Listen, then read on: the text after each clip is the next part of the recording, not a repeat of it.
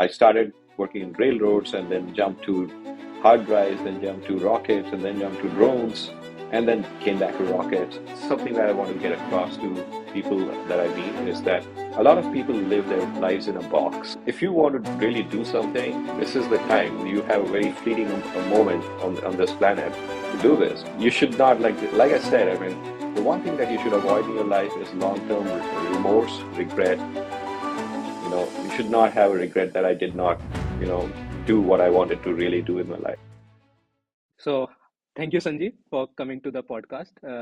It's a pleasure to have you, and thank you for doing this. Uh, as the first thing that we would like to do is understand more about you and how did you reach here, right? So, maybe what we can do is maybe we can understand from where you were born and how did you progress and how did this passion in engineering came about. Hi, Shivang. Yeah, thanks for having me. And yeah, like a brief rundown of my origin, I guess. So I grew up in India, and I think up to grade one to grade eight, I was in Hyderabad, and then my father had a transferable job, so we moved to Delhi. And I graduated from 12th grade, and then I actually went to IIT Roorkee for a time for pursuing engineering, and then from there got selected into this railway institute, which was mainly focused on mechanical engineering, and I kind of joined that, left Roorkee about 8 months in, and graduated from there and joined railways and stayed there for about, worked in railways in various capacities for This about was nine when? years. This is so I graduated in 1990 as an undergrad railway engineer, and this is a service that's almost like the naval Navy or Army Academy, where you just graduate and you join the ranks of the Indian Railways mechanical engineers officers. And I got posted to like Dhanbad, which was like the coal mining kind of area, Bihar. Yeah. Bihar, and the railway institute I talk about was in Bihar, so I was very very familiar with the surroundings. Uh, Having grown up in Delhi, it was always at that point there was a large gap between cities and rural areas. But I was very well acclimated to that, and I worked there for about 2 3 years, 2 years I guess in Dhanbad, and then moved to Punjab. There was a new rail coach factory being put up in near Jalandhar, and I worked there for about 7 years. And we'll get into whys, but this is just like But putting the storyline in time. how did the IIT Roorkee to the Railway Institute happen? What basically made you move to the Railway Institute and leave IIT Roorkee at that point? Yeah, that's a good question. So let's trace back. Okay, if we want to go into each and every transition and decision Yeah, making process. So I always wanted to be an engineer because my dad is an engineer. I love the how I love the power of humans to create things with their own minds and imagination, and being able to achieve things with them and understand them fully. So it's like it's a very different feeling to be the creator of a machine and understand how it works from deep within. Every reason or every material choice, everything that you do in engineering has a reason that can be traced back and proven or disproven. That's kind of very was very interesting to me. Uh, the other things that interested me were physics and math, but they were kind of abstract. And frankly, in that era when I was growing up, uh, pursuing pure subjects or pure disciplines would not have led to a good finding a good job even. So, mm, um, and there was this. We grew up as middle class, but there was this whole pressure to be doing well in terms of finding a job. And I think engineering was a very good confluence of everything that yeah, was there at that time. right. Um, Even today it is, right? Uh, Even People today, still, to some extent, I think it's yeah, overdone. Like it's almost become a kind of a you know a meme sort of in Indian society that you're either going to be an engineer or a doctor or a and nothing doctor, else. yeah. Yeah, but And I don't think it needs to be that way. I'm a big advocate for STEM, but I'm also the first one to acknowledge that humanities and fine arts and other disciplines are what makes us human. So if someone is really interested in those fields and has a path ahead that they can kind of see them progress in, I would not discourage people to leave that and join engineering. But what I do normally when I interact with the younger generation is uh, people who really want to be engineers and creators and scientists, but get discouraged by either the test scores or the courses or the people around them. Those are the people I kind of encourage to keep pursuing their path because it's not what everyone projects around you. Being a real advocate of this field, uh, I, my heart breaks when students come up to me and say, "I want to be an engineer, I want to be a scientist, but I'm not good at math." And I don't think that we do a fair job as a society or as teachers and educators to in evaluating or teaching these subjects. Anyways, going So, back to yeah, okay. yeah. So, we would just one question on this before we move back. According to you, what's the core recommend requirement for being a good scientist or being a good researcher or being a good engineer that a person should have, and I it's think generally not needs to be a degree or something, right? yes. I think the main two things for science are curiosity and creativity, and it's not and having an analytical mind. Like people say, what's your analytical reasoning power? What's your IQ? What's your reasoning ability?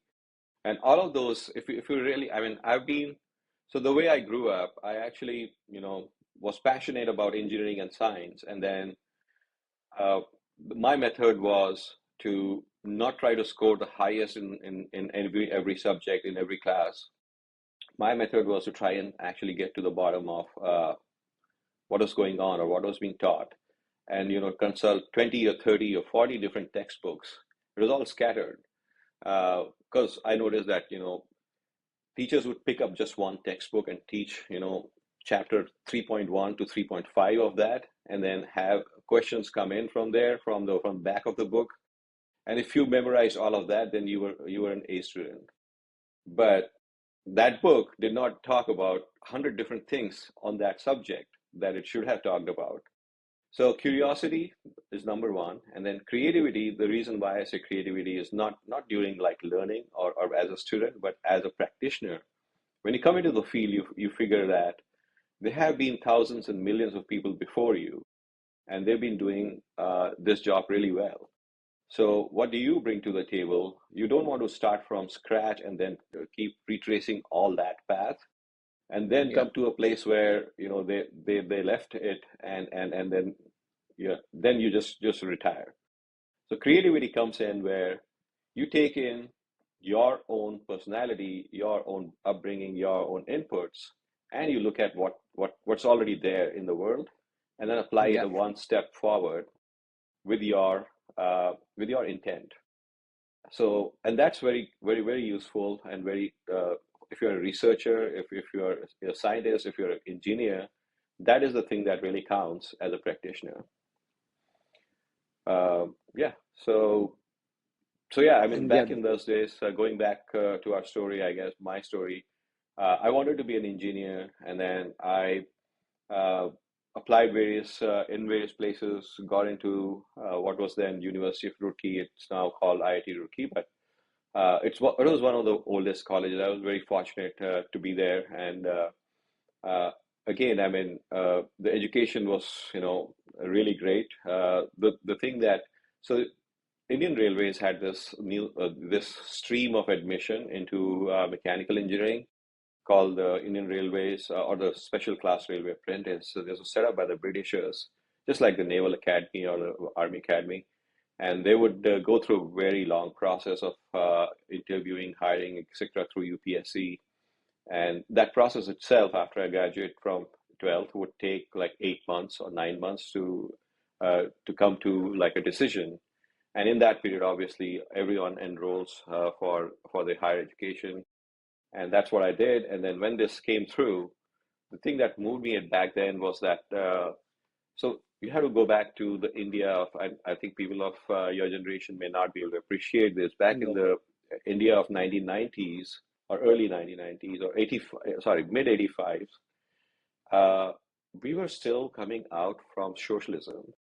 There was like Yeah. only two cars that were produced in India. And That liberalization that's hasn't happened at that point, right?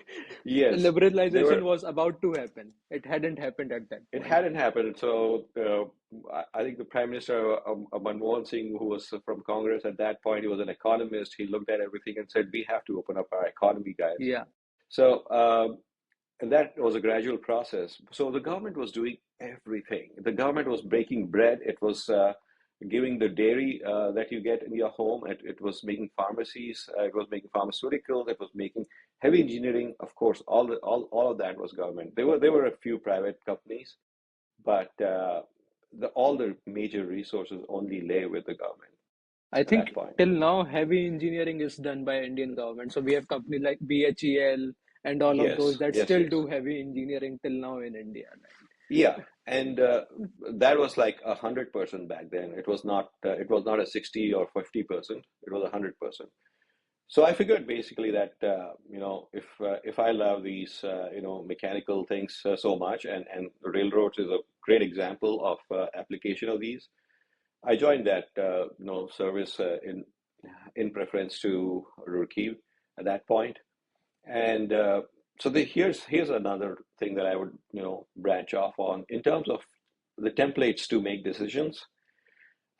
My thought is that you should make a decision. When you make a decision, you just be very analytical about it, and sit down with what are your motivations or what your emotions are, what do you want to get out of this, and imagine yourself 5, 10, 20 years from then, and write down everything in terms of pros and cons and weightages of each factor. Decide at that point based on how you're feeling, and once you take the decision, don't keep looking back and doing what ifs, or have no remorse or regret, because if you trust yourself, then you make the best call at that moment in time with the inputs given to you. There's no use in going back and second guessing yourself. uh, so that was the decision I took. Maybe if I were in India of today, I would have taken a different decision. Again, at every point in my life, I would have probably decided I think we differently would had the come thing. to Yeah. this eventually, but yeah. So anyway, so I was in Indian Railways, and then worked there for about, as described, 2 years in Dhanbad, and about 7 years in this factory in Punjab, and then I felt the need to educate myself. I've done a lot of engineering design by then, and I've noticed that there were gaps in my understanding, and I was not, in anything I did, I wanted to be the best in the world, one of the best in the world, right? And if you notice that you're not getting there just by doing what you are, by doing more of what you are doing, then you have to change things up. And that's what I decided to do. I decided to get a master's in mechanical engineering, because that's what I wanted to do core as a core principle. And Hmm. from one of the best places in the world. And at that point, I think I came to the US. And the plan was to just go back and practice, railroads. But then I So got a what you were job. working on railroads at that point? So were you working on the engines at that point, the train No, engines, no. the So train locomotives? this was a rail coach factory. So I was working on new high-speed rails, and yeah, At that and point, Shatabdi was just coming up at that point, right? yeah, Shatabdi was and this very was new. this was like the new. So during my tenure, we had obviously worked on uh, the existing design, but we also worked on the new design. So even way before we had, now we have this indigenous rail technology for high-speed rail called Vande what Bharat. Vande Bharat. And even before we had Vande Bharat, I was lucky enough to get involved in a project where we had an indigenous new high-speed rail design. We call that Swarn Shatabdi, and it ran once we completed that, it ran between Amritsar and Delhi for about 10 years. It was capable of again like 160 kilometers per hour speed, and could be tested for higher, but we did not have the rail at that time. So we did make our own new high-speed rail, and then by the time it kind of the prototype proved out, and I was leading that through the prototype development and testing and proving out with the regulatory authorities. But by the time we did that, there was a technology transfer agreement with Europe for the new design rail cars, which is what form the basis for future rail cars in India. So mostly focused on high-speed passenger rail design. So That was the my job. Europe uh, deal that happened, this was LHP or LHP, yeah, yeah, yeah. I'm yeah. glad that you're familiar with that. I thought people outside railways do not track this very much. Now I think there's a renewed interest in these areas. Ki what are the areas that railways is working on, and there's a Yeah. continued push by the Indian new enthusiasts that are coming in. What are the technologies that the Oh yeah, I love it. Indian I Railways love it. still pursuing? So here's the part of my frustration when I was growing up as an engineer. Uh, and I think we could probably dive into that a little bit more, depending on context. But my frustration was that growing up as an engineer in India, we were only in that era, we were only doing reverse engineering. So we'd look at Hmm. something and say, Yeah, wow, this is a great design. How was this made? Let's tear it apart, understand how it right, works, and then let's make it with whatever we can. And so we right. got like, 70% there with a design that was 3 generations old. Right. And that was like the peak of engineering that was being pursued in India at that time. And that was like very frustrating to look around the room and look at each and every object from even from like a stapler to a car to an airplane to everything. Yeah. Everything was designed in the West, and we copied it, and we made it or we sold it in India. That's all we did. Uh, and I think we've come up a long way. I'm So not saying that we yeah. just froze So in time. Yeah, being that person in that time, right? When yeah, you as an engineer, you are seeing most of the technologies that are getting imported from the West, right? yeah, And generally, you don't even have the choice to say, "Ki, I want to build this," right? Because that's generally taken care in the socialist government, taken by the other people, right? Engineers don't have that legacy to build. exactly. And there's no incentive. There's no incentive for Yeah, someone to invent something. First of all, intellectual property rights are not honored, and then individual property is not honored, right? I mean, government has the right of way, or government has the ownership for a lot of areas. If you came up with a new method to drill oil, you right. cannot do that because the government owns all the drills. There's no So profit incentive. there's no profit incentive. So when people look at West and say, "Wow, these guys are geniuses," well, that's not the case. The thing is the structure around the society. And that was lacking in the India from 1947 to 1985 or 1989. That was a big gap. Um, so, Right. anyways, yeah, So that is what led me to go in for further studies because as part of my job, there was like a UN sponsored project where international experts would come to us to teach us design from first principles. I don't know, and this was like something that was started long back before I even joined this job. So someone somewhere thought that there has to be, an interaction where we don't just transfer technology that is like 3 generations old. So if you look back, why do companies in the West transfer technology to or even sign up transfer of technology agreements? Well, they do that because the developing countries want jobs. So they just don't want to buy in a very expensive currency what's produced outside. They want to produce it in their countries and they cannot produce it unless they understand what the technology is. So they ask for a technology transfer agreement where they can take the technology and then produce the advanced technology in their country.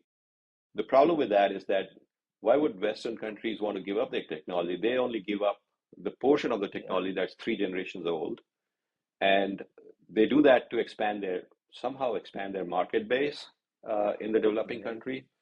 And so this whole agreement, while it works for a short while, in the long term, it basically is not helpful to the developing countries. For what's most helpful for the developing countries is to modify the structure they have around innovation, around entrepreneurship, and around how they reward technologists and develop technologies inherently suitable for their environments themselves. Right. And there's some, so Indian Railways to some extent have tried to indigenize it, and right, they have gotten Yeah, some success out of it. But there are many other sectors that still source technologies from these developed countries, right? Because they aren't able to develop it, right? And for example, there's turbines, right? We still buy turbines from General Electrics and all of those right. big companies, and still now we don't have full end-to-end turbine technologies in India, right? So, obviously there is an incentive to do te technology transfer, right? So you have some base to stand on and start building the technology itself, right? But what happens generally is I've seen when the technology transfer happen is the engineers get stuck in this loop, right?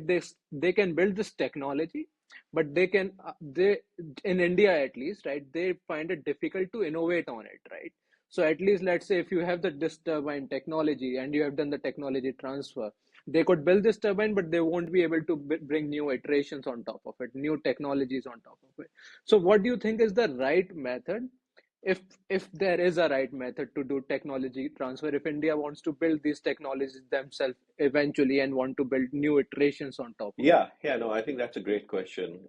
That's a wonderful question. And I will actually, go back to the example from SpaceX on this. Yeah, And so what SpaceX started off with was Falcon 1 and then Falcon 9, and both of these rockets look very, very similar to every rocket that's been developed by NASA and US, before that. So it was an evolutionary design. And there was a lot of technology transfer between NASA and SpaceX at that point. NASA essentially taught SpaceX how to design rockets. And then from that point on, there was like an evolutionary phase where we basically mimicked what was done before, uh, only using like better principles, better materials, better engineering tools. But then after that, moved on to adapting it for you know reusable rocket, adding landing legs, adding grid fins, adding things that were not part of the standard evolution or standard technology. So first take some technology to an existing level and understand it and use modernize it essentially, and then adapt it, and then from that point on, uh, make a revolutionary change in terms of like what you see with Starship. That doesn't resemble any rocket before it, and mm, it's very, very different and very different principles. So essentially, once you understand something and then you adapt it to modernity and then apply it in different, like that is, in my view, like taking an existing technology, innovating on it, and then there's like a new invention. Take a leap from that point on for the next generation, and that is the leap that gets us really, really far. Uh, and that is something that is the path ahead for even for countries like India, and I see China actually doing that. Like in my railway domain as well. Like China did this. They had this technology transfer agreement for bullet trains with the Siemens and Bombardier and Alstom, and they had a non-compete agreement with these companies for the next 3 years, 5 years, and that was fine because they took that time to learn. But then they did not stay there. Like they went on for to do maglev. They are now like right. trying to announce a train which can almost do a hyperloop and be the fastest train ever. So that's what you got to do. Like you cannot get stuck at the technology transfer stage, and that is something that we need to keep pushing ourselves into. And you could argue that China again doesn't have a very uh, you know it's not a capitalist society, but China is kind of a mix of socialism and capitalism. It has capitalism, at some spots where the government can tolerate it, and that is what is causing this huge wave of innovation from China. They've taken over EVs, they've taken over, Right. railroads, and they're leading like humanoid robots and all the new next wave technology, batteries. Uh, And this is they're leading something, all of actually, this. there's a question there, right? We Yeah. see DJI completely dominating in the drone space, right? BYD is in the battery space, completely Yes. dominating in the battery space, right? And there are few other companies. So, for example, China doesn't export. There's no company that makes bullet train. It's a Chinese government that builds it, right? For PSUs, basically, right? And these guys have out innovated their parents, right? So, for example, if you look at from where the metro and bullet train came, and you rightly said Bombardiers and all of those Simons, and Yeah. right, and they out innovated them eventually, right? And the same things happen with the drones and the battery space and all of those, right? These technologies weren't intrinsically developed in China, right? But now China is leading them. So if let's say if you are in India, right, and you are trying to build a company, right, and what is some of the method a person can look at from the first principle thought process, right, to Yeah. get the existing technology and out innovate it? Yeah. Exactly. So, yeah, first understand what's being done. Like you obviously are in a fortunate position where you don't have to rediscover the wheel. First understand what's been done, and then apply all the modern uh, upgrades to it in the way that you think will work. And obviously, for tinkering around with technology, you need a very deep understanding of what's going on. You cannot have a superficial layer of understanding and start turning knobs that'll break things. So, yeah, apply modernity to it. I'll give you another example again from rockets. So back in the 1990s, there was like two or three rocket makers in the US.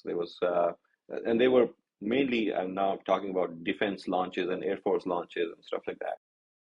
Boeing, Lockheed Martin, Northrop Grumman. So these are aerospace companies, Raytheon, that used to make rockets, and then uh, they they had back-to-back failures. They were combined by U.S. Air Force into an entity called United Launch Alliance, which still exists. So ULA was kind of the main contractor for the defense. And late 1990s, they had back-to-back seven rocket launch failures. They was like Mm. so unreliable, and the technology needed work. So the Air Force is essentially and NASA founded a corporation for auditing them and controlling the design practices and all of that. And with all that, I think they came to a family of rockets that became very stable and had a very good reliability. So ULA from like the early 2000s did not have a single failure. Uh, and they probably have a spotless record even up till now for as far as primary mission success is concerned. However, the way they approached safety was very different because they said that now that it works, don't change it. And so now what you have is that you have a safe design, but you're operating it now for 20, 30, 40 years, 20, 30 years, and even the spare parts and the technology behind it, you're just like not able to even build them at the pace that you want to build them. So you can get to a place in a plateau in technology where things look good for that time in your growth. But if you don't keep updating that, it can probably work quite a while, but ultimately there'll be like a huge gap, and then a disrupting company like SpaceX comes along and makes reusable rockets, and suddenly your costs are like two or three times higher than the competition. Yeah. So, and So SpaceX never really paused in terms of iterating or changing their designs. So, So, right, there is a theme here, right? What you mentioned, even something that happened in SpaceX and Northrop and Grumman and all of those companies, right? But so first with Northrop governments and all of those companies, right?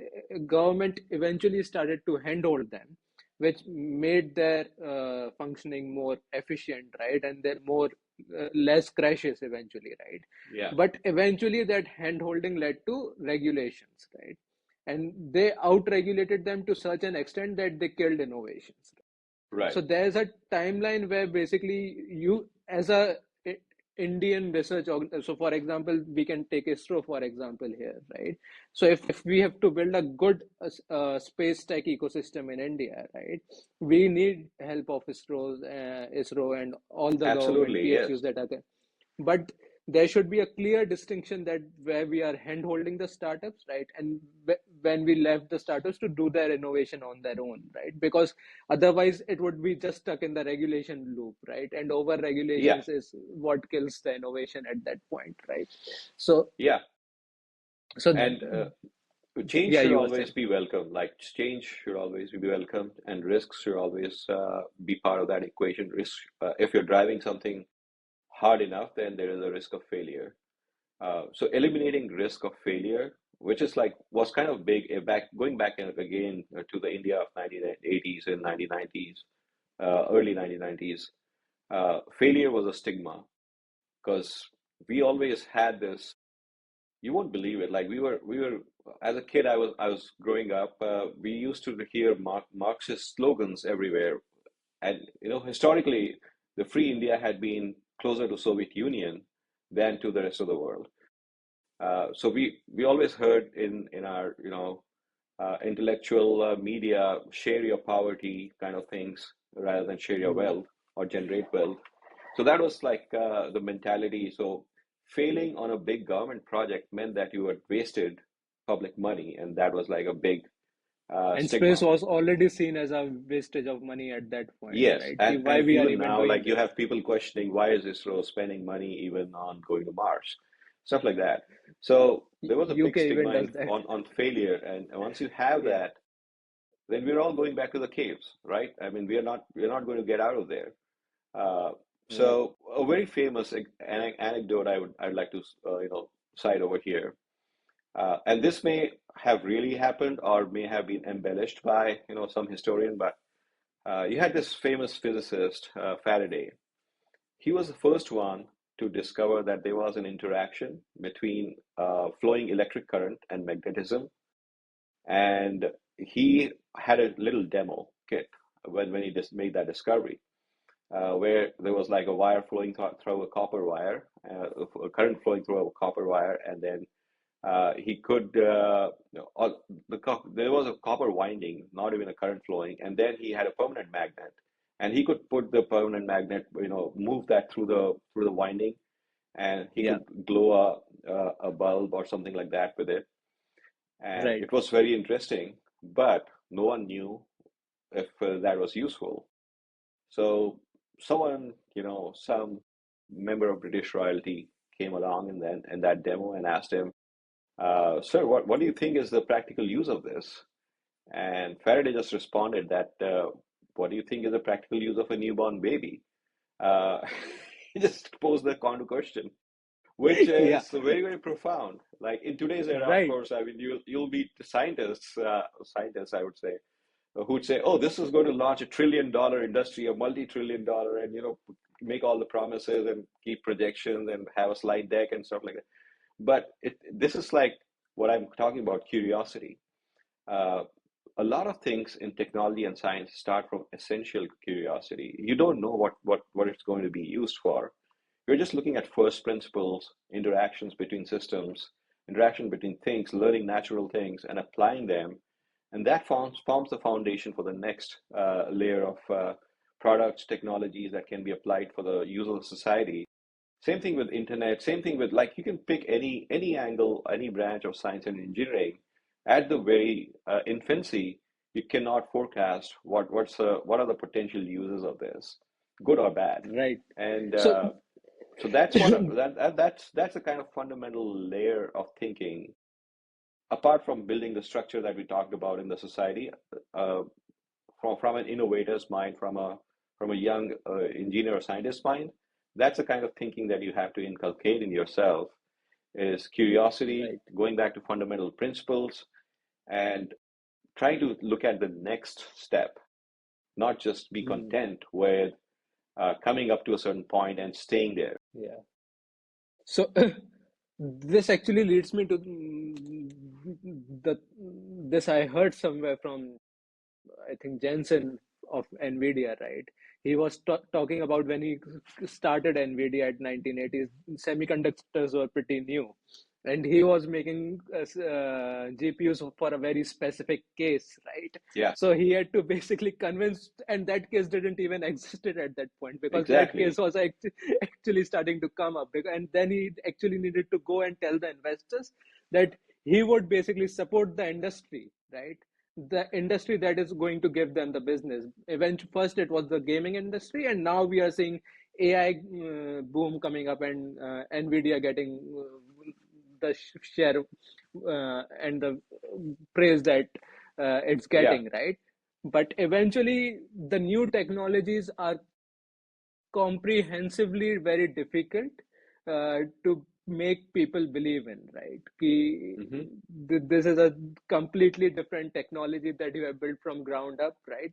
Because science and business are a very different thing altogether, right? So Yeah, yeah. if you are so coming to the coming to your journey as well into that, when you were going for a higher education, my masters, right? That was a dot com boom or dot com bubble that was building up. That was 2000s Hmm. time frame, right? It Yeah. was popping up of building up at that time frame, right? So you have seen the internet also getting built up, right? And then Exactly. eventually Yes. stabilizing, right? So how was that time period for you when you reached US at that point, right? Because I am thinking it would be a very different world from what India was at that time period, right? And in the technological aspect even more, right? What kind of technologies that were being developed there? So the question would be two-pronged. How was the atmosphere at that point, and were you even interested to go for semicon or data play at that point? Ki, okay, this looks interesting at that point. Yeah. No. In some aspects, so when I went for my master's, I had to pursue like a master's thesis option because there you could end up doing some research, and that would, if I was doing a research as a research assistant, I would get tuition waiver. I could not afford the tuition at a US university based on just my savings. And then you would also get a stipend. So that was like, and I was already married with a kid, and when I look back, it was such a risky decision. I would I cannot probably fathom why I did it. I know that What was your age at that point? I was 30 years, 30 something. So yeah, I was one of the older students in the class in my graduate year. There were people who came back, like in the US, it's not a big, huge stigma. And at that point in India, it was like, obviously, you could not even imagine me sitting in an IIT because I would have been the only one. But So what was your conversation at home like? Ki when you told them ki I want to study at at age 30 at that time period, because people didn't think that you should yeah. study. I mean, you could imagine like life expectancy in India, it was probably 60 years or so. So you're basically Yeah, taking your mid-career, midlife, yeah. you're changing everything and you have a secure government job. So yeah, it was there was a lot of back and forth. It was not a slam dunk decision, and I took the risk. Why? Because I once you have it deep within you that this is really something that you have to do before you die, you have to do it. Because again, I mean, just looking back at it philosophically, this like I was just going through some stuff. Learning from others, I guess. I was going through a book which said basically there have been 100 billion human lives so far from like in our recordable evolution. And even those 100 billion are are just a very, very tiny sliver of what's possible by a genetic code. If you put on all through, permutation combination. So what you are is a unique representation of what a human can be. And there will never be anyone else who has been just like you before you or after. And if you want to really do something, this is the time. You have a very fleeting a moment on this planet. to do this. Uh, you should not like I said. I mean, the one thing that you should avoid in your life is long-term remorse, regret. Mhm. You should not have a regret that I did not, do what I wanted to really do in my life.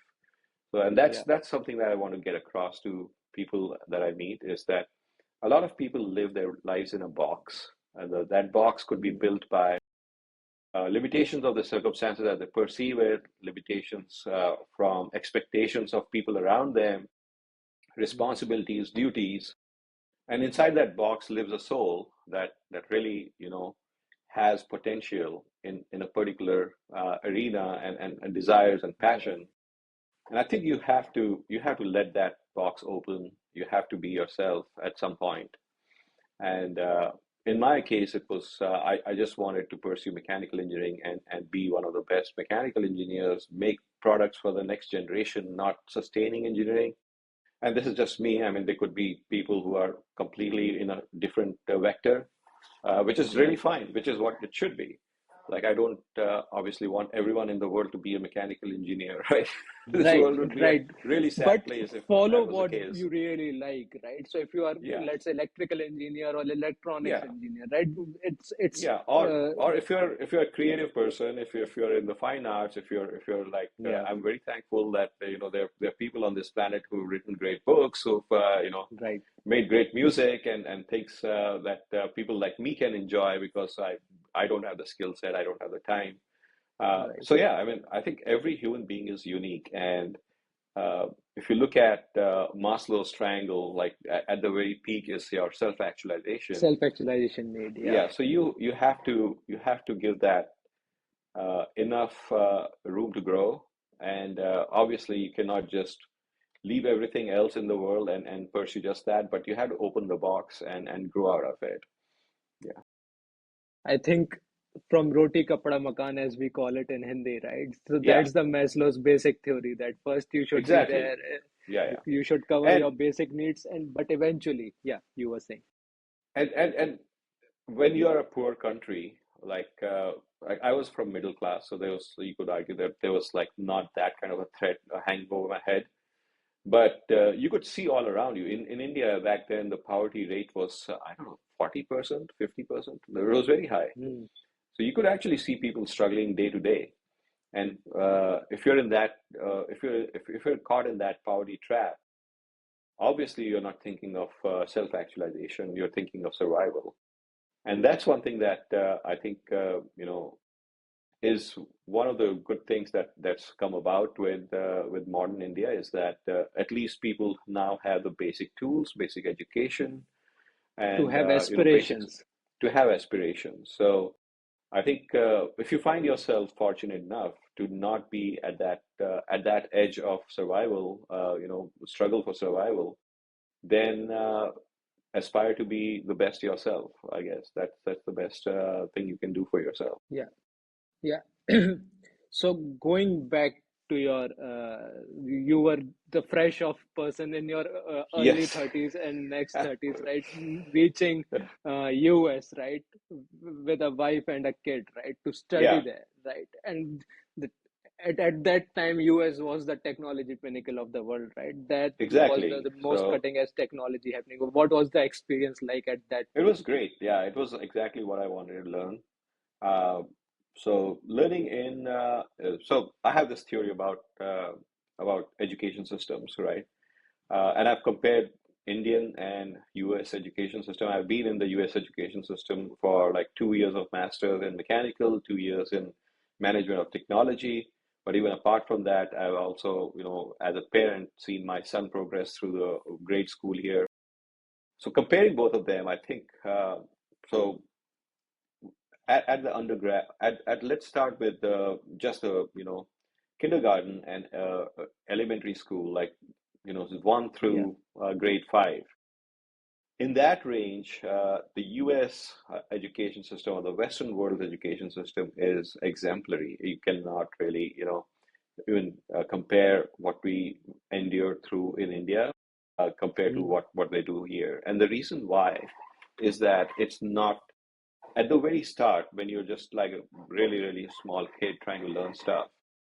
they encourage fundamental understanding and creativity rather than by rote learning. They don't, check spelling errors. They don't check grammatical errors. You don't get Yeah. punished, caned for like I used to get in that era Yeah. for writing a spelling wrong or not figuring out a particular thing in math. So they they they value creativity, they value understanding, Mm. and they have everything is like they encourage you a lot. There's not a way that you can flunk a class, which is like Yeah. obviously a big stigma for a poor for a little kid growing up. When kids are growing up, their cognitive skills are developing at very different paces compared to each other.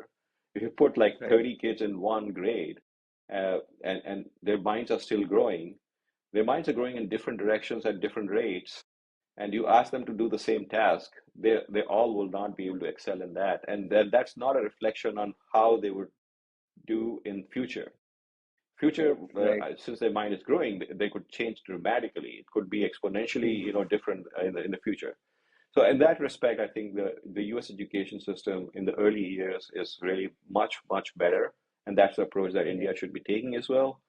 But then when it comes to middle to high school, that's where I think now you can see evidence that the Western world and the US in particular has started failing the students because of not enough emphasis on fundamental principles. So now you have a disparity because you have gone through a phase of giving each kid a high five for everything they said or did.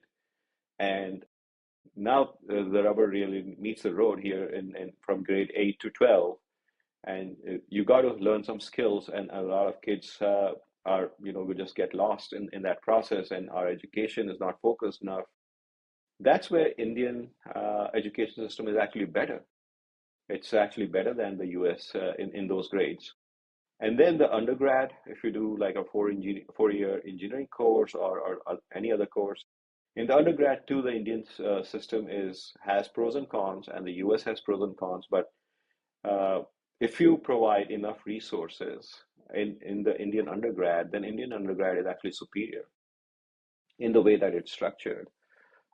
Because in the US undergrad, what I saw when I was a grad student and kind of also worked at some time as a teaching assistant, uh, there's not a there's not a list of mandatory things that you have to learn. So you could Yeah. be graduating as a undergrad mechanical engineer, but you could have completely avoided fundamental subjects and just focused on electives, just focused on Yeah. humanities and taken a few easy courses along the way, and you are a mechanical engineer. And that's one of the reasons why a 4-year undergrad course in the US is typically done in 6 years by the students. Mm. They're just lost. They do not know what to pursue because there's so much choice, and Yeah. at that age you're not certain what you really want to do. So whereas in India there's like uh, you have to Hard-coded there's a circular. Yeah. lockstep program. Everyone in that batch is doing the same courses. Everyone in that batch is going through the same rigor, same mandatory learning. And like I said, there are pros and cons. There's probably a blend of system that works better, but uh, on the net, I think Indian undergrad courses are good compared Mm. to US. And then we come to postgrad or grad courses, sorry, master's and PhD. And there, at least at that point in time, when I was kind of looking around to take the next step, there was no comparison at all. The US by far, you look at any metric from patents to scientific journal Right. articles to new development, new technologies, new companies, and the Nobel Prizes, or whichever direction you look at, the US institutes for higher learning, even today, I believe, are the best and further ahead than the rest of the world. And Uh, why do you think is the what do you think is the key player here that's basically helping US to yeah, be at the that's a technological great question, forefront? and that is something that I learned when I came here. Uh, the U.S. institutes are not just locked in theoretical in imparting theoretical knowledge at the grad level, masters and PhD. they want you to do some fundamental work or some applied in the work that goes into the industry directly. So, like when I joined, there was like a group that in the mechanical engineering department that was funded by research that computer hard disk drive companies wanted to get done. And there was a center for computer hard disk drive research, data center, as we data research as we call it. And my work was funded through that. And I worked with the leading technologists in the world. Like they were the Seagate Technology was a company which had everything leading from IBM's fundamental research to applied research, and I worked with their leading engineers to on my project, and that was like a great feeling. So it's And more like there's a very strong collaboration between business and academics in the US that completely doesn't exist in India at this point. It's coming up. It's at infancy yeah, stage. so But it provides both. It provides resources to the academia. US is one. So generally, even stepping back from engineering, like I love watching science shows. If you watch a show on sharks or whales or penguins, you'll see a US professor, you know, yeah, leading the research team there.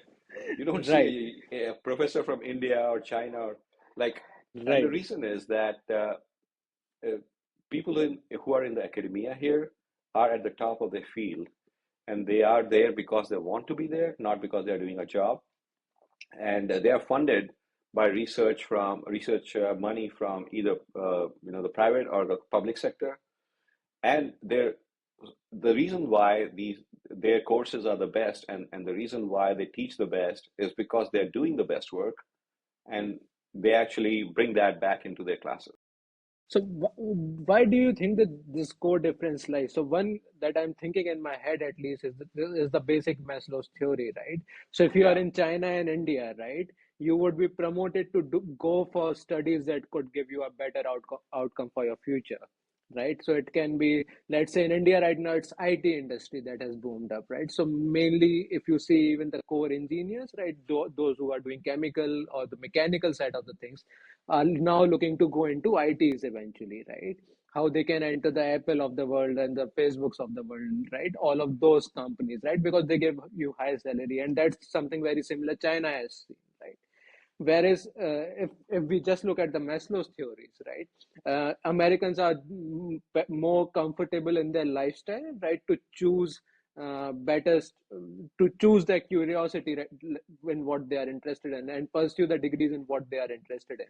So, do you think that's the major driving force, or there is something else as well that creates this shift in yeah, at curiosity the very focused on the yeah, yeah, exactly. At the very leading edge, it's very important to have people who are in any field, who are propelled by the inherent desire uh, to create something, to pursue their passions, and not care about the bottom line, as I call it. Not care about does this give me a fixed pension? Does this give me a union job that I can just go to and rest?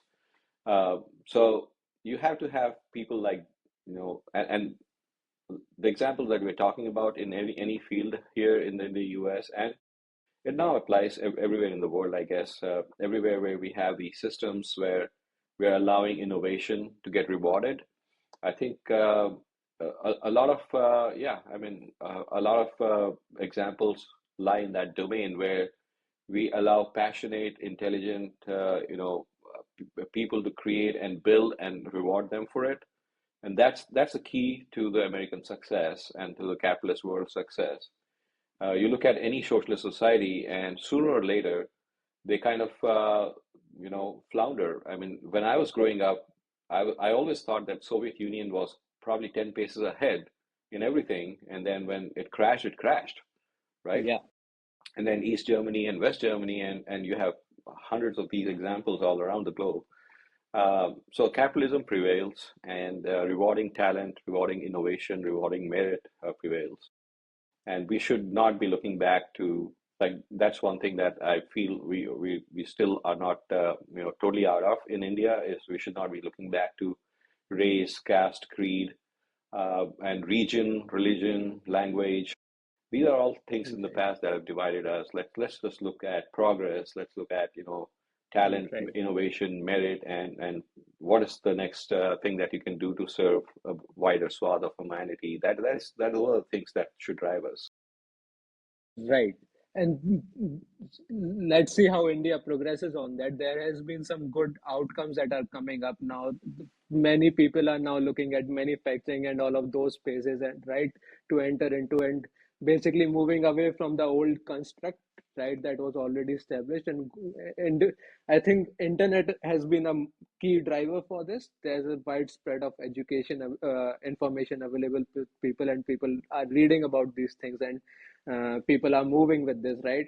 On Twitter, we have a community called Indian Acceleration Community, right? INAC, which was basically derived from US EAC, right? If you Okay. remember. And basically, that basically talks about what are the new technological advancements that are happening in India, right? In manufacturing space and Hmm. different kind of spaces, right? Space, defense, drones, right? All of those areas, what are the new kind of technologies happening in this space, right? But again, coming back to the your education, and you were going into Seagate at that point, right? Yeah.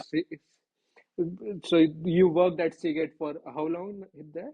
I worked there for 9 years. And this was again a part of a transition. Uh, like, first of all, I was an officer in Indian Railroads. I came back to school for studying in my master's. I had no money back then, and I've kind of recounted this earlier as well to someone else that all the clothes I had were I had not even done, like, I had to ultimately, when it all came together, I had to leave in such a rush that half the decisions that I could take I had not taken. I landed up here with a check in my pocket with bank loans and everything to pay for the first semester of my tuition. And after I paid for that, and the place that I was, renting as a, in a, joint situation. After doing all that, I was almost without money. So I had to work on campus to earn money. And it was snowing back then. I joined in January, and Colorado is like a place where it snows every week, and it's right on the foothills of Rocky Mountains. It was very cold. I was not prepared for that.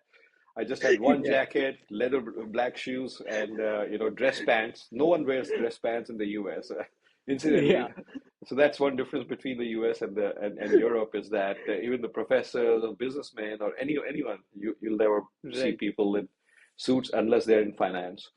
Uh, right. and I was in a dress pant with black leather shoes, trudging along in snow, going like 1 mile to the job I had was delivering mail to. So we used to get all the PO box mail in at one location in the university. Yeah. I was part of the team that was sorting it out into different Mm. groups or departments, and then uh, I got a promotion that I was able to drive around a van and deliver the mail to the front desks of Yeah, every uh, department, and that was great because it was slightly high paying and it was more fun driving around yeah, the campus. But that was what I was doing. So yeah, in any situation, no work is small. No work is right. small, and uh, you learn something from each and everything you do. So Yeah. people ask me, like, you've made these transitions. So was your stint at railways, totally wasted? I don't think so. First of all, even in terms of knowledge and Right. in terms of technical expertise, I was learning a lot there from my peers and from everyone, and a lot of that fundamental first principles carry over from one job to the other to the other. Uh, I think as long as, this yeah, was one of my question, right? You went from Indian Railways to a Seagate, very different companies, yeah, very different use cases, right? And then you went to SpaceX, right? So again, a very different company with a Exactly. very Yes, different yes. technology, right? So how do you basically structure your first principle thinking? And is there a structured way you do it, or you let your curiosity drive it, right? How do you make these decisions, and how No, do, I think so. Curiosity only starts getting you to look at different perspectives and, why this, why not that, and stuff like that. And from that, if you pursue that fully, from that comes understanding. And understanding of first principles is what then takes you across industries or takes you across products and takes you across projects. So in terms of mechanical engineering, I guess the understanding that you get out of doing real vehicle engineering in terms of vehicle dynamics or structural design or doing fatigue analysis and stuff like that, all of that was very relevant with the Seagate technology in terms of vibrational problems that I was solving there, in terms of the analysis techniques. It is the same set of equations of motion that you got to solve, and all of that again gets even further reinforced and carried over to space structures and rockets. So there's like a common theme that if you have a good understanding of one, and by good understanding I mean not just like the industry metrics. By good understanding I mean going back to the physics of it, going back to the science of it, the math of it, and the background. So first principles essentially means going back to really so threadbare I think one principles. interesting thing to learn here would be, so I understand when you were doing your bachelor's, right? That basically trained you for the railways applications Yes, on top yeah, of it, right? yeah, yeah. And then when you did your MS, right? MS and the higher degrees, it basically helped you understand the structural side of the things where Seagate used those applications, right? But there was a learning curve in between, right? First, there was bachelor's that directly led you to Yeah, railways, and then there was master's that led you to Seagate, right? But within SpaceX and Seagate, there wasn't a learning curve, right? You directly joined SpaceX right, from right, right. Seagate. So Yeah. how that learning curve happened? Yeah, it was pretty rough. Like every time you change, like engineers are different than doctors or lawyers, right? Engineers learn on the job, and you would not want your surgeon to show up, on the day of your surgery and say, "Hey, I'm just learning on my job." That would not be a good uh, Yeah, not would be a confidence conversation to booster for have. you. Yeah, yeah, Whereas for an engineer, you learn the fundamental principles, and the principles are being applied in such a varied kind of an environment. You can be a mechanical engineer working on nanotechnology. You can be a mechanical engineer working on aerospace, or you can be like me. I started working in railroads and then jumped to hard drives, then jumped to rockets, and then jumped to drones, and then came back to rockets. So yeah, there's so many different diverse application areas. Not like if you're a doctor, the only application area you probably care for is the human body, yeah, and that doesn't change uh, yeah. as much. So you need to be trained from day one, whereas in engineering, you just need to be trained with basic principles, discipline, Hmm. and then apply it to a different domain. So engineers become specialists in domains, and now switching domains from one to the other is very rough, especially for hardware engineers. Software is like there's a layer of abstraction that allows you to go from one industry to the other, keeping the same principles. Yeah. But I can't say the same for electrical or mechanical or civil or Hmm. any other kind of branch of engineering that relies very heavily on hardware. Yeah. Their knowledge is very domain specific, and changing domains is a scary thing. So when I came to Seagate Technology, hard drives are such evolved and really deep and narrow subject that I would sit in meetings for the first 6 months and not utter a word because I was just trying to, run through Grasp the what's jargon happening and here. Yeah. yeah, yeah. I would understand what they're talking about, but it was like everything that they talked about was shorthand for something that would require you 10 hours to learn what that was. So, and those conversations just piping in and, saying something that was completely stupid was not what I wanted to do. And I basically would take notes, go back to my house and then research and read upon them. So that's like a transition I manage. And then when I joined SpaceX, I had zero background in aerospace. My Right. background did exist in like dynamics and vibrations and motion control and large engineering structures from railroads. So I think both of that kind of combined and gave me a foothold into the new job. And SpaceX had this, and to this day they have that this really fresh approach of saying we don't hire for people for X amount of years of experience. If you look at job advertisements these days, they're basically, I think uh, people who make those job descriptions are consigning the company that they work for to the status quo for the next 10 years. Because if you read a job application, it says, "Hey, we have an opening for this kind of a person who left our company with this expertise, and we want another person with that expertise in the field for the last 5 years or 10 years or whatever." But then what you're basically, prioritizing over everything else is a drop-in replacement for that person. And Right. with just that skill set in mind, you should basically lay out, instead of doing that, you should basically lay out the current problem and the future problem areas that your company needs to solve. And then ask people to come in, whether they have an experience of X amount of years in solving that problem or not. And most But likely, if your company is really at the cutting edge of innovation, mm, there obviously most of the people are 0 years of experience tackling that. Like if you wanted to hire for AI engineers and people who did machine 2015 learning, or something like that, there were no yeah, people at that there were no time. people. So would you Yeah. not hire anyone? So Yeah. that's if you have this innovative mindset in the company, you will not write job descriptions like that. And that's where people like me can jump in between industries and come in because and it's kind of great that you can work on areas where no one in the world has expertise. So you are as good as the rest of them. So what led you actually made that shift? So actually both on Seagate and both on, let's Yeah, say, yeah, yeah. SpaceX, right? So what was your core So mind thesis Seagate, when you made I this shift? joined Seagate. Like I told you, the plan was to just go back to India, but then I joined Seagate because I felt very deeply that this working in research and design was very immensely satisfying for me. Uh, in terms of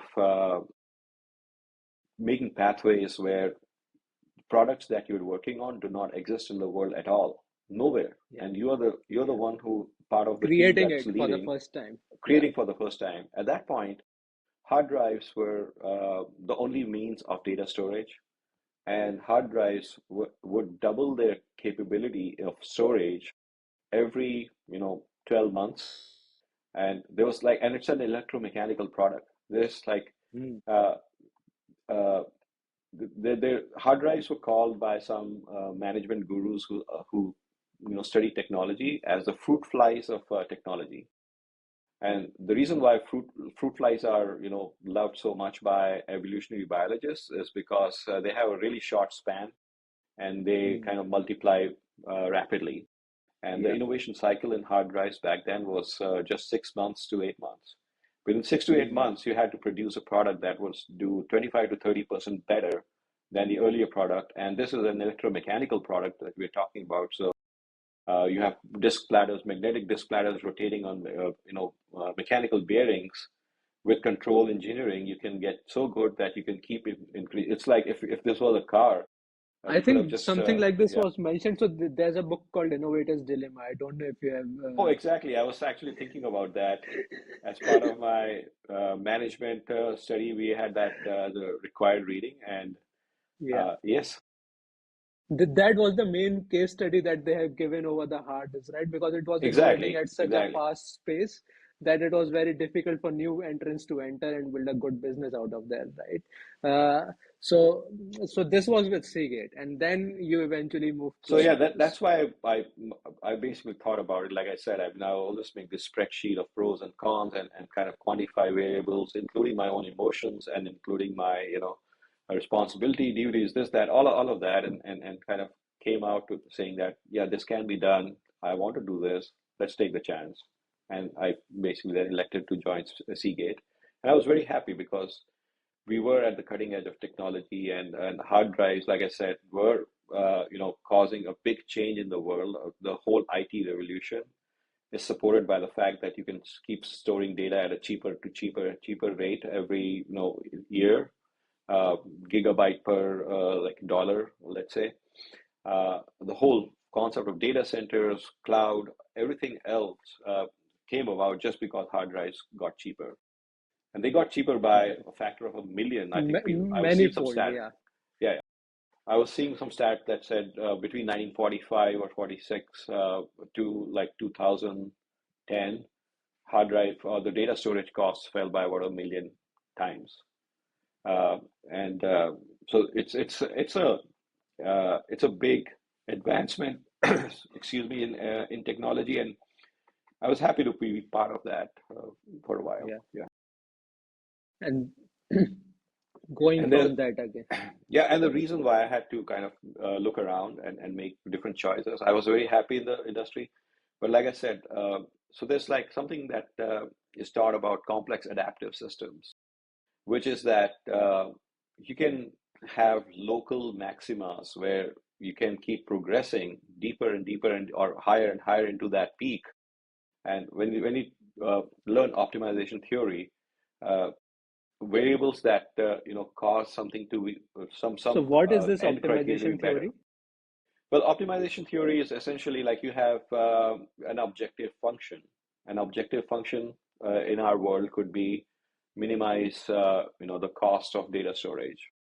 So dollar per gigabyte, and Yeah. so that's the objective function, let's say, for data storage industry. Yeah. And then you have variables of what's possible by material science, what's possible by manufacturing, what's because it has to Right. be bulk manufactured.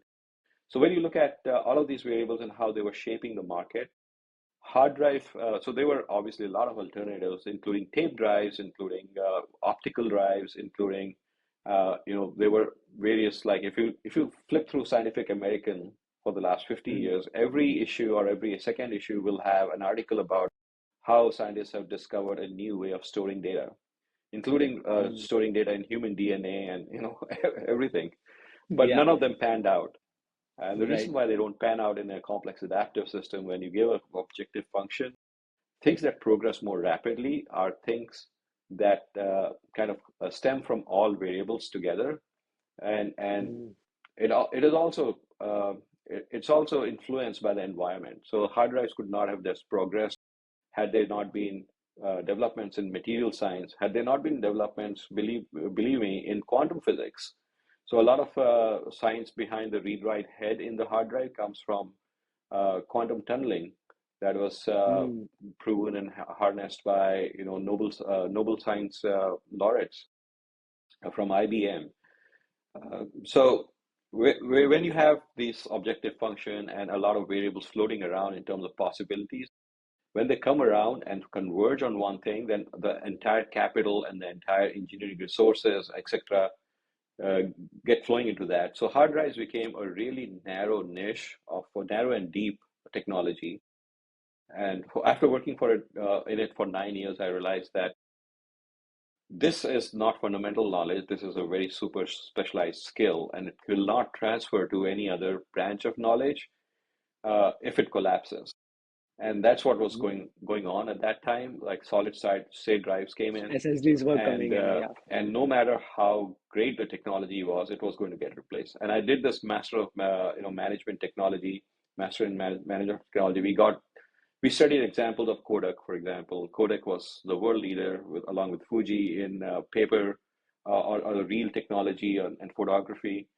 And almost within a decade, even though they could see this trend coming, they could Yeah. not steer Digital their ship cameras. around uh, to Mm. uh, to become the leader in digital technology, and they Yeah. they just got wiped out, even though they had the best brains in the world.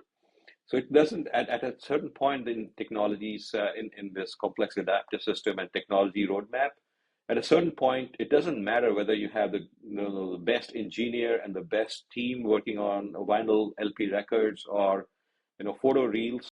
The every technology has its inherent strengths and weaknesses, and when a new technology that can just swamp it comes along, That's the time to, Mm.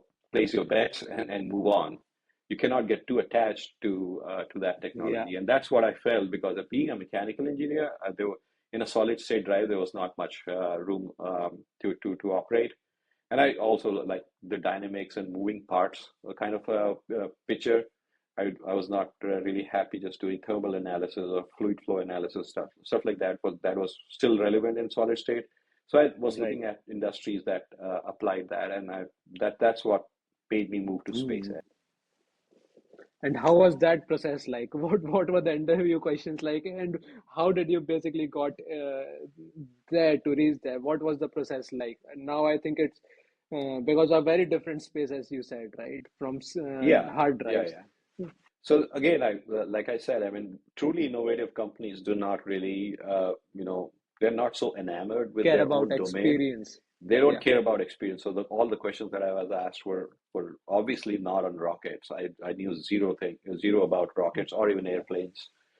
Uh, all the questions that I was asked in that whole process were, basically trying to, firstly, since I was not joining as a fresh, college grad, I was joining into a role that required some senior, uh, you know, uh, skill set. I was mostly first asked about what I had done prior to coming there and pick up tough challenges, examples of that displayed my not just my understanding but applied innovation, and I could, impress people in the interview process with that, and then uh, questions on fundamental like you'd be surprised like companies often have questions that go back to high school, and that's not for a gotcha question. That's mostly for like if if you go to pick up if you're, let's say, you're a doctor, physicist, or whatever it is, and you pick up some exam paper from undergrad or high school, and you'll probably not be able to answer that, and that's fine. Um, but you should know what how you would go about answering that, because if mm, you should not stray so far away from fundamentals that right. you just lose sight of how to think even. You have learned the skills, but you have forgotten the fundamentals. That shouldn't be the Yeah, core. yeah, yeah, exactly. Like you shouldn't just say that, oh, you give me these values, I plug it into this program, and Yeah, out comes the answer. And but if someone says that maybe this answer is wrong because these variables are not supposed to interact like this, then you should be able to go back, step back, and think on a fundamental level. Yes, I don't know the exact law that correlates them, but I know that when this goes up, this should go down, and there's a logic to that, and there's a physics to that.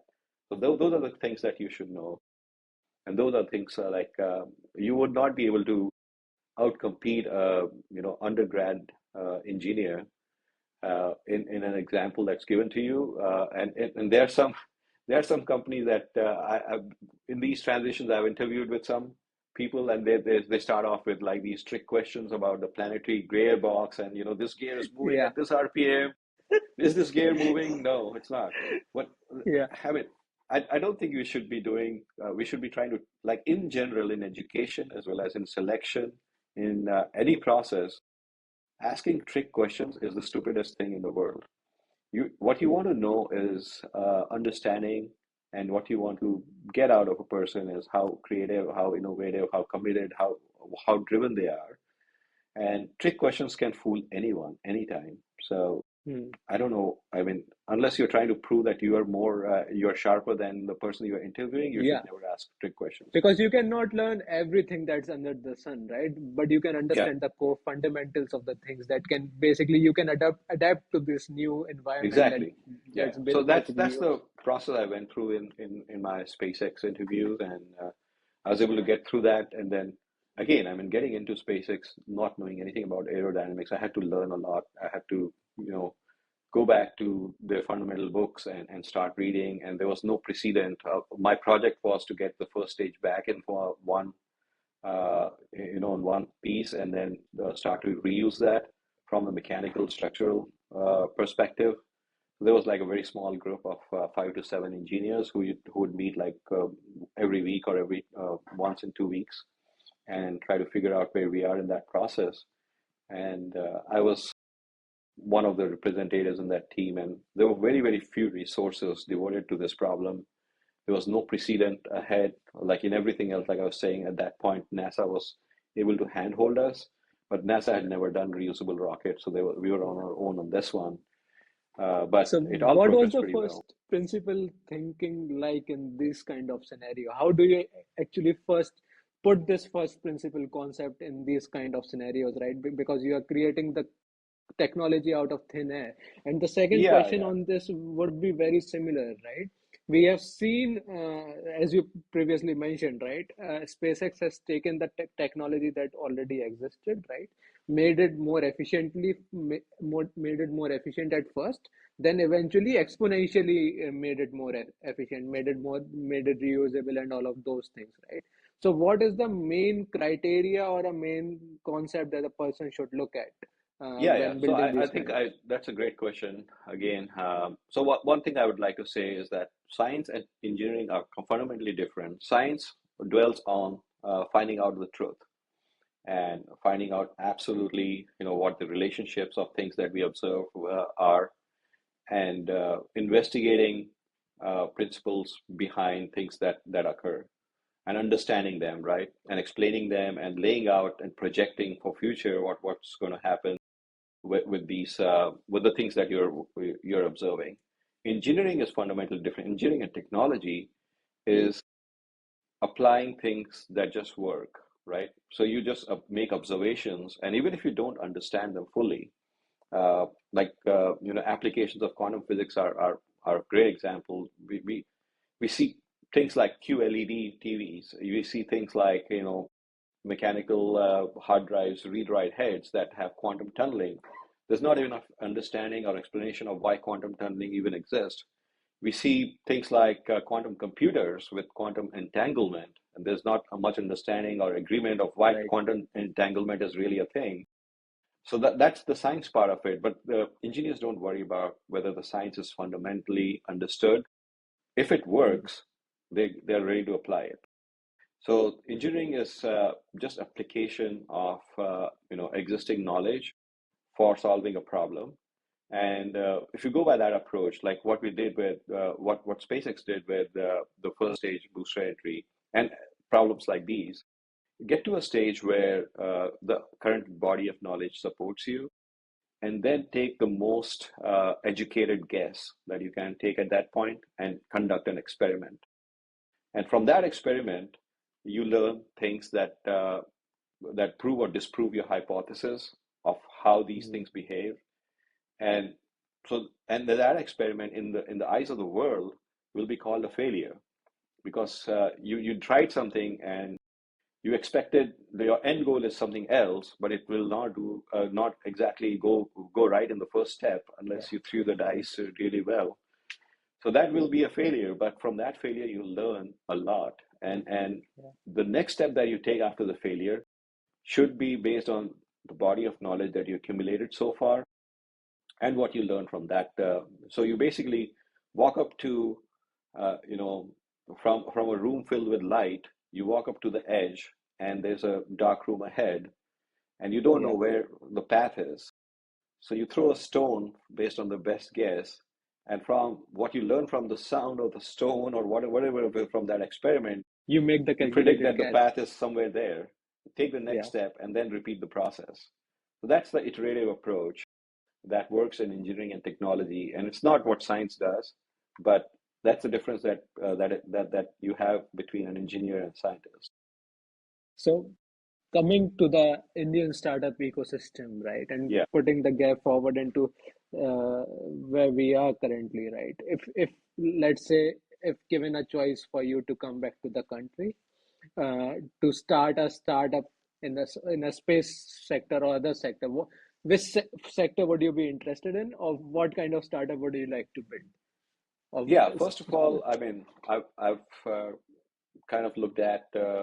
I'm very happy to see that there's a lot of innovation now being encouraged, and a lot of startups are happening in India, and that's the way it should have been all the while. I kind of acknowledge that when the Britishers left India, we were in such a bad state that obviously we did not have the luxury, but we could have made transitions in our policies much earlier than we did. But now we are there. Like now, I think India is on a path to innovate and take over the next challenge. The one thing that I would still want startups to show is that excuse me, focus on uh, what I call hard technology. Yes. So not just copy the latest Uber or latest Airbnb or latest DoorDash, or latest Amazon. These are examples of things that are already been done, and the way that you make a startup in India by just copying their models or adapting them locally. Uh, it's like the whole technology transfer thing. Like you can do a technology transfer, then you can adapt that technology to your local surroundings. But that's only phase one. Phase two is thinking about the next big leap.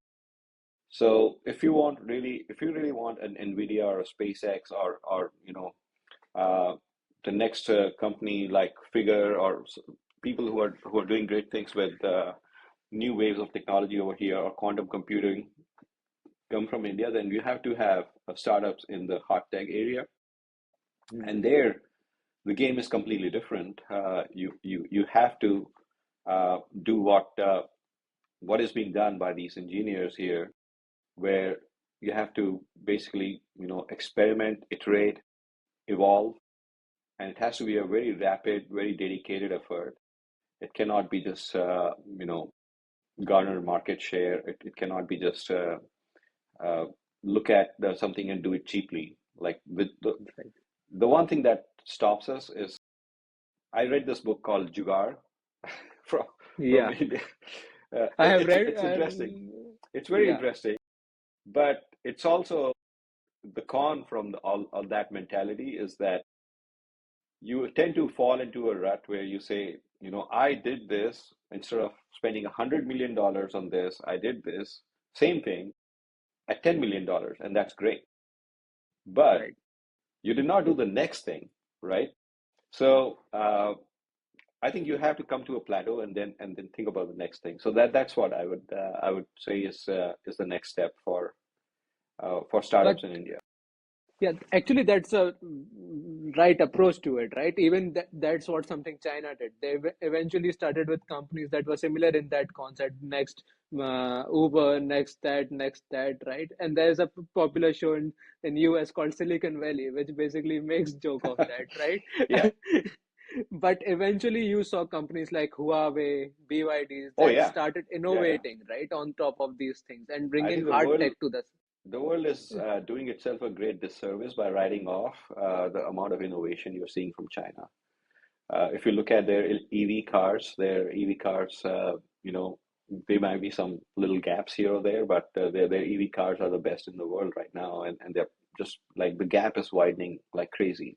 You're seeing this series of layoffs in Europe and European manufacturers that used to dominate automotives. They are not able to like make EVs at any price point with any sophistication of technology.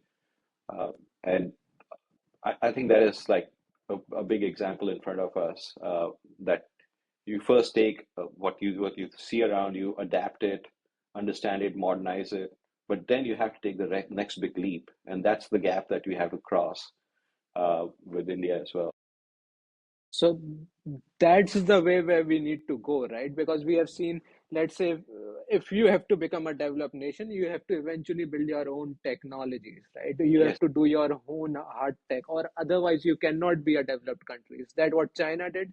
That's what US is doing, right? To yeah, stay relevant, right? We have US CHIPS Act basically investing huge amount of money to basically take semiconductor to the next level in US, right? So there's lots and lots of funding available for the hard tech innovation in US, right? Similarly in China, but that's something it's at a very nascent stage in India, right? So just to give you an example, India is recently realizing this funding gap that's there in the hard tech ecosystem in India, right? exactly. So there's India has launched the VC fund for the space tech startup, right? 800 CR space tech startup I fund think to, that's an excellent step. Yes. so just to help satellite companies and all of those companies to come and innovate and start innovating, right? But there's still few things that are not, so risk taking ability, for example, right? That still lack in the investor side of the thing. So let's say for deep tech and hard tech seem to start popping up, you would need risky investors to basically bet on those startups. Ki, okay, I understand that hard tech is going to be hard, as the Yes. name suggests, but it is essential for the Indian growth and Indian. Uh, Yeah. I mean, there is no reason why we cannot see the next breakthrough in nuclear fusion and quantum computing, in you know, uh, antiviral research. These are fundamental in water filtration, water sufficiency, in solid waste management. Things like these can be solved at the core by hard tech, and we need to get away from like just doing 5-minute deliveries and copying Uber and copying Airbnb. I think there's a limit to how much the society will benefit out of that, and there's no limit on the other side of things. And they are hard things to do. They will take time, but they will take a dedicated, right. There would effort. obviously be consumer SaaS and fintech plays, right? They're there in the US as well. But if you look at the top big companies, right? They were mostly deep tech. You take SpaceX, you take Tesla, right? You take Facebook, even at that point, Apple, Nvidia are mostly deep tech companies or hard tech companies, right? And then you have good amount of fintech and SaaS as well. But if you see in India right now, at present, it's mostly dominated by the SaaS players. But if you want to Exactly. go from developing to develop, you would need people like uh, Elon Musk and all of those people who are working on hard tech problem to prop up Jensen and all of those people to come up and build hard tech technologies in India, right? Yeah. So Yeah. coming to my last question to you would be, what is one of the things that you are most optimistic about from Indian point of view? Oh yeah. I'm actually. I mean, like I said, the Indian education system has a very strong backbone, and there's a lot of hunger in that have always existed in India. And when Indians go abroad, there's also they carry that with them in terms of academic excellence, in terms of promoting learning and knowledge.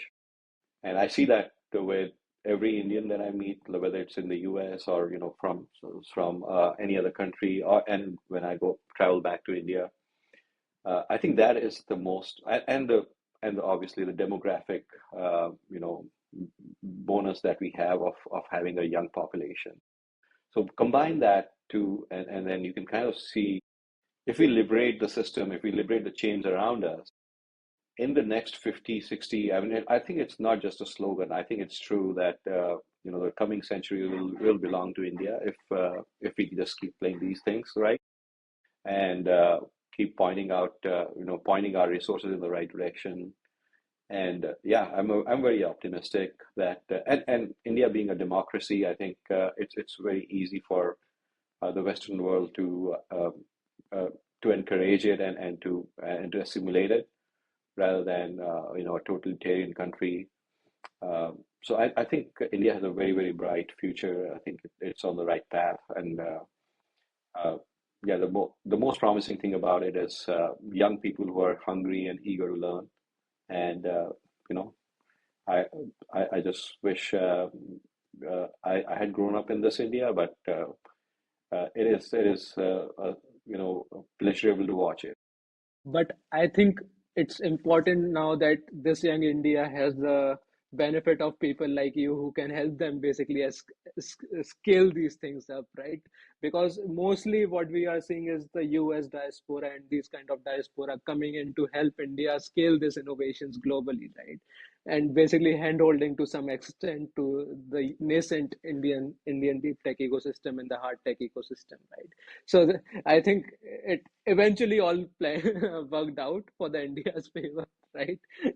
We have people like you and other researchers and engineers who now have that expertise to help entrepreneurs, right, to grow and build their own companies eventually, right, and see them scale up, right? So I think